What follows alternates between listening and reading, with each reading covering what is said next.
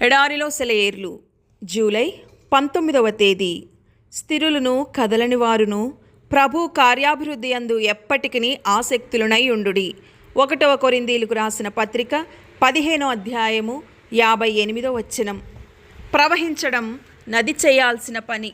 దాని తీరం సౌందర్యంగా లేదా అసహ్యంగా ఉండవచ్చు. దాని ప్రవాహం బలంగా లేదా మందకొడిగా ఉండవచ్చు. దాని ఆకాశం నీలిరంగులో లేదా మేఘావృతమై ఉండొచ్చు. దాని నీళ్లు వసంతకాలంలో పువ్వులను, వేసవికాలంలో ఫెర్నులను ప్రతిబింబించవచ్చు. రాలిన ఆకులు దానిలో ప్రవహించవచ్చు లేదా శీతాకాలంలో మంచుగడ్డలతో చుట్టబడి నొక్కబడి ఉండవచ్చు. కానీ అది ఖచ్చితంగా ప్రవహించాలి. ప్రారంభంలో శబ్దం చేసే ప్రవాహం చివరికి ఉన్నతమైన నదిగా మారుతుంది. దానిలో ఓడలు ప్రయాణించి అద్భుతమైన సముద్రంలో ప్రవేశిస్తాయని మనుషులు చెబుతారు. కానీ అది పుట్టినది మొదలు చివరి వరకు ప్రవహించడమే దాని బాధ్యత. ఇక్కడ సుడిగుండాలు వాటిని వెనక్కి త్రిప్పినట్లు కనిపిస్తుంది. దాని ప్రవాహాన్ని భూమి నిరోధిస్తున్నట్లు కనపడవచ్చు. కానీ మధ్యలో ఉన్న ప్రవాహం మాత్రం లక్ష్యం ఒక చేతితో స్థిరంగా ముందుకు కొనసాగుతుంది. ఈ స్థిరత్వం మీ జీవితపు స్వభావాన్ని గురించి రూపించదా?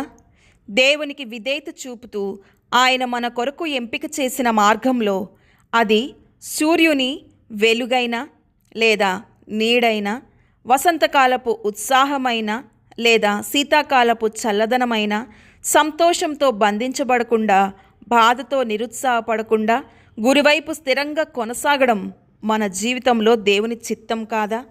యేసును గురించి చిన్నపిల్లల స్తుతి పాటలు ఆయన హృదయాన్ని సంతోషపరిచాయి. తన మార్గంలో వేసిన ఈత కొమ్మలు అతనికి ఆనందాన్నిచ్చాయి. కానీ అక్కడ ఉంటే మంచిదని ఆయన తన కోసం ఆ కొమ్మలతో ప్రత్యక్ష గుడారాన్ని కట్టుకోలేదు. గెత్సెమనే తోటలోని వేదన యేసుకు ఎదురు నిలిచింది. ఆయన జీవితం ఆనందాలతో ఆగిపోలేదు. ఆపదలను బట్టి నిరుత్సాహపడలేదు. కానీ ఆగిపోకుండా ముందుకు సాగిపోయింది. ఆయన రెండింటినీ అనుభవించాడు. కానీ తన జీవితాన్ని అవి నిర్ణయించడానికి అనుమతించలేదు. అవి అప్రధానమైనవి. తన తండ్రిని సంతోషపరచడం ప్రామాణికమైనది. శిష్యులు తన బోధకుని వలెను, దాసులు తమ యజమాని వలెను ఉంటే చాలు.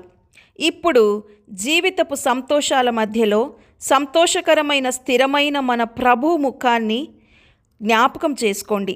మన జీవితాలు ఎంతో బలంగాను, ఎంతో ప్రశాంతంగాను, ఎంతో లోతైన సంతోషంతోనూ ఉండవచ్చు. కానీ అవి పరిశుద్ధమైనవై యేసు జ్ఞాపకంలో జీవిస్తే ఆయన వలె తండ్రి చిత్తాన్ని చేయడమే వారి లోతైన సంకల్పం అవుతుంది. దేవుడి మాటలను దీవించునుగాక.